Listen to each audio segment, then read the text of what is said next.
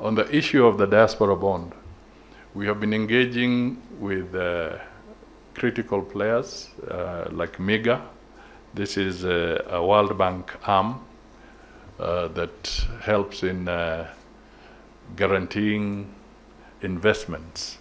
So we are having conversations. They sent missions to Nairobi, and we hope to continue taking this to the next level so that we can have the right package that would then attract sufficient attention from the diaspora. And we also want to make sure that we are not just inward looking, because some of the other countries that have succeeded with diaspora bonds have also opened a portion of it to other investors, not necessarily from the country of birth. So we need to have an open mind that as we develop this, we will need to have a certain portion to also attract even more investment into this bond with our other friendly brothers and sisters from other countries. I am truly delighted to join you for the launch of the Kenya Diaspora Investment Strategy, an initiative that highlights our commitment to empowering the Kenyan diaspora as a vital pillar of national development. Accordingly, I commend our team at the State Department for Diaspora Affairs and the Principal Secretary, Madam Jogu, for their constructive engagement in developing the Kenya Diaspora Investment Strategy. I also acknowledge the invaluable partnership of the International Organization for Migration in strengthening diaspora engagement and promoting remittances-linked investments. We extend special thanks to Mr. John McHugh, the Acting Chief of Mission in Kenya. The government appreciates the contributions of our international development partners, including the Foreign, Commonwealth and Development Office, FCDO, the IOM, the Commonwealth Foundation, the International Fund for Agricultural Development, IFAD, and GIZ WIDU for their support and partnership. I recognize the presence of representatives from other government departments and ministries and agencies, the private sector, financial institutions, diaspora organizations, and development partners whose enriching discussions and input led to the development of this strategy. Today's event has been made possible through the collaboration between the State Department of Diaspora Affairs and the IOM Kenya in organizing this multi-stakeholder workshop on enhancing the impact of remittances through investments, philanthropy, and private sector engagement. The Kenya government fully supports and appreciates the role played by the Kenyan diaspora in advancing the country's socioeconomic development. Diaspora remittances remain a lifeline for millions of households and a key driver of national growth. Reaching $5.08 billion in the 12 months to June 2025, that is a 12.1% increase from the previous year. The remittances now account for 4.6% of Kenya's GDP, surpassing traditional earners such as tea, coffee, and tourism. While remittances are currently largely used for consumption, workshops like this help build strategies and networks to transform them into highly impactful investments. A key step in this effort is the Diaspora Investment Strategy, a major milestone in channeling diaspora remittances into sustainable, long-term investments that drive job creation, innovation, and industrial growth. Its vision is to foster an enabling, transparent, and inclusive environment that builds trust, promotes innovation, and safeguards diaspora investments. The strategy was developed through a whole-of-government, multi-stakeholder process, incorporating inputs from MDAs, diaspora organizations, the private sector, and international partners, including those that are with us here this afternoon. The Diaspora Investment Strategy aligns the government's bottom-up economic transformation agenda and Kenya's Vision 2030 goals, focusing on sustainable development through increased investment, trade, and enterprise creation.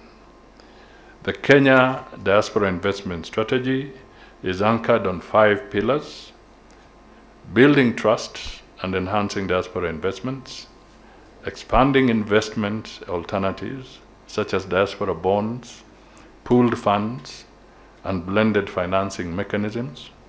3, increasing awareness of viable investment opportunities across priority sectors. 4th, improving the business environment to facilitate ease of doing business for the diaspora.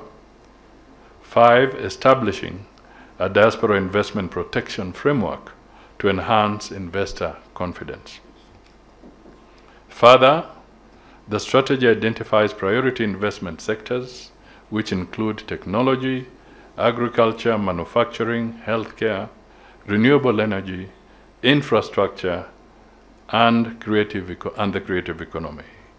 It also incorporates cross-cutting themes such as youth engagement, gender inclusivity, climate action, and second-generation diaspora integration.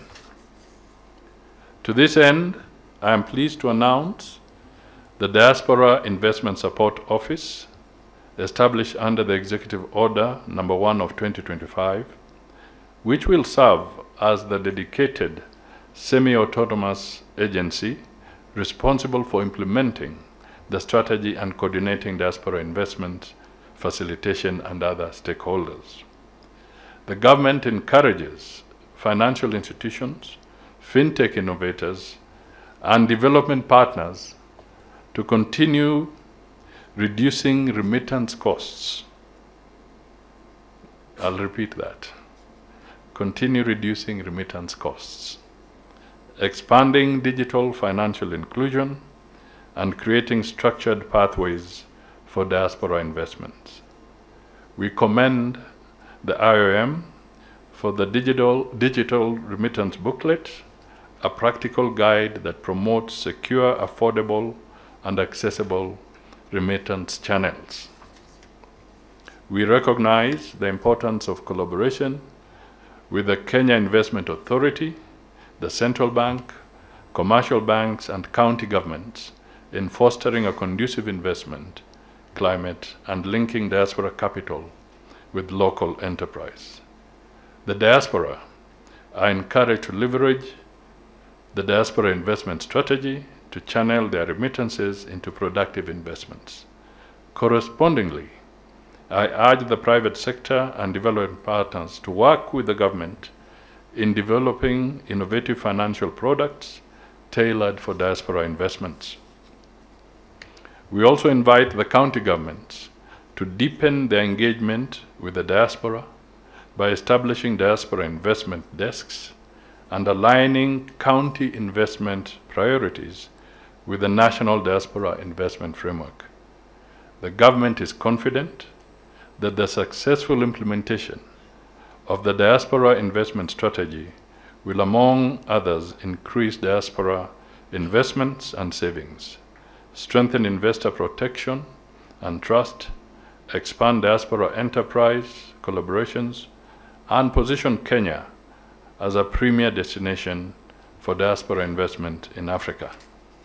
What is good for the investment here, for the investor here, should be equal to what the diaspora is looking for. If the investment climate is wrong, even for the Kenyan investor who is domiciled here, then it is not right for the diasporan investor either.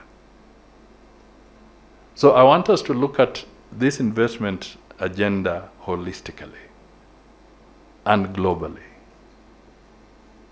It has to be a package.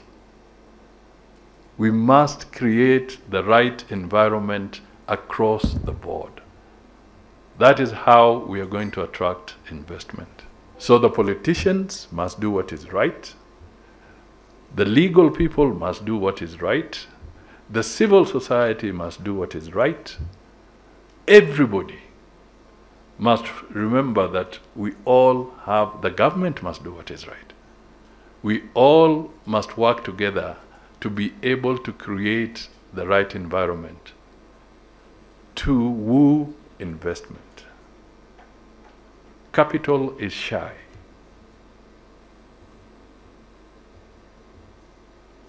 When we talk of 5 billion coming in, that is money coming in.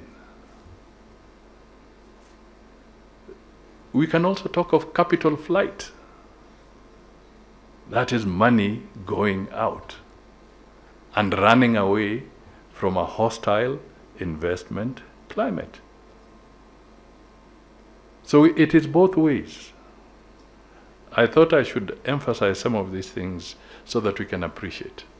The other is the tax. We have to balance this. As we talk of incentives, I would want to persuade you not to put too much emphasis on tax incentives. That is usually not a very reliable area to incentivize investment, because countries' fiscal requirements vary, they change, and therefore tax policies are prone to adjustment. We should look at investment more on a long-term basis in terms of other things that we could do. And by the way, I think it should be brought to the attention of everybody that the Constitution of Kenya on tax matters does not give any exemption to a Kenyan on tax at all. Please, whether you are here or you are in the diaspora, the Constitution of Kenya does not give you a tax exemption. We may be moving on a trajectory that is not exactly accurate. However, if we are going to create investment instruments, then you can build in some tax incentives somewhat in there, but it can never be a tax that goes to that individual as a benefit. And this is the Constitution of Kenya. This is what we approved. This is what we passed. I really want to plead with Kenyans. Embrace privatization. Embrace privatization. If we go down memory lane, Safaricom is where it is because of privatization. We had a monopoly in the name of KPTC. It was a money guzzler. It was making losses. We opened up the economy. We privatized. We brought in competition in the name of Safaricom, Airtel, what have you. It is from that privatization, that move, that brave move that Kenyans made to embrace the private sector, that made Safaricom the giant that it is. Today, Safaricom has become the largest private sector investor in Ethiopia. starting from running away from a monopoly. I want to tell you Kenyans, my fellow Kenyans, if it was the government making those decisions about investing in Ethiopia, we would never have made it. It is the private sector. We have to embrace privatization. The government of Kenya's stake in Safaricom is about 33%. The government of Kenya is privatizing only a portion of it, not all of it. It's raising money, which can be put into other use, positive other use. Now, how do Kenyans increase their share in Safaricom? It is quoted on the stock exchange. This is a company on the stock exchange. If we had advanced with the diaspora vessel would have increased its stake, or can increase its stake in Safaricom. So you take it away from the government, but give it to the Kenyans through the stock market and other investors. But we are talking and misleading people as if the government has committed a mistake. It has not. And in principle, the proportion is that where the government has less or 33% and below, that is regarded as a private entity. And the government is just an investor now in a private entity. So Safaricom is not a parastatal. Safaricom is a private company. I thought these are critical points that are being omitted in the discourse that is going on about privatization.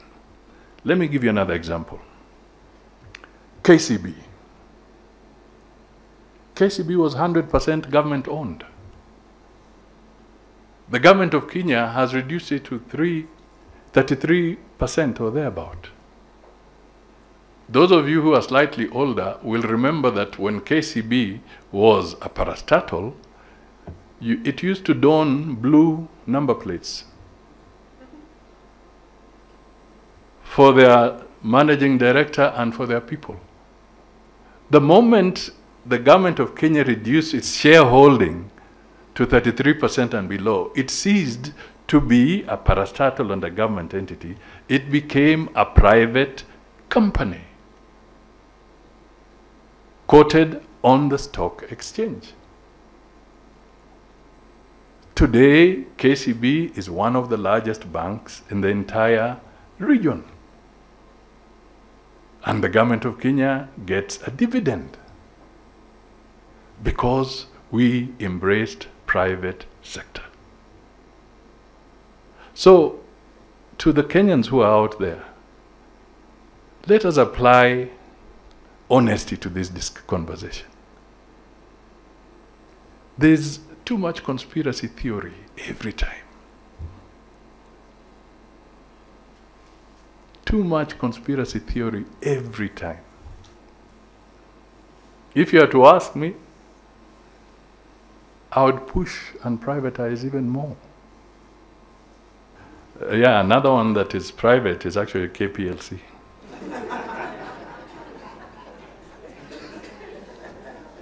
Because when the government overstretched, it did an overreach in KPLC. KPLC started making losses for a long time. And in the process, the government decided to override and ignore the fact that KPLC, the private sector, had a right to have 49% of the board membership. The government had decided to take the entire 100%. We made a decision recently and said no. This is a breach of the law and a breach of proper principles of governance. If the Kenyan public, either through the stock market or whatever, have shares to the tune of 49%, they must have appropriate representation on the board. And we must have a situation where the private sector also produces the chair of that entity. I can tell you now, KPLC, which was a monopoly that was making losses, has started turning around, because we are respecting and embracing the private sector. So this message is absolutely important, both to the diaspora and to the people here, because, as I said, we've been sending the wrong signals. We politicians stand out there and say, you are selling the silverware. What is the worth of a rose on a heap of garbage? That's the question we need to keep on asking ourselves. If some of these entities are no longer giving us that, why are we over-politicizing and running this? Accountability, transparency, important. But let it not kill the principle and the direction of privatization. A country's growth, a country's revenue base will grow on the basis of the size and quality of its private sector. If there's no private sector growing in our country, we shall not have revenue to do our roads. So we must not look at privatization and the private sector as an opposition to be crushed. We must embrace and work with the private sector. And this is a strong message for the diaspora and for Kenyan investors.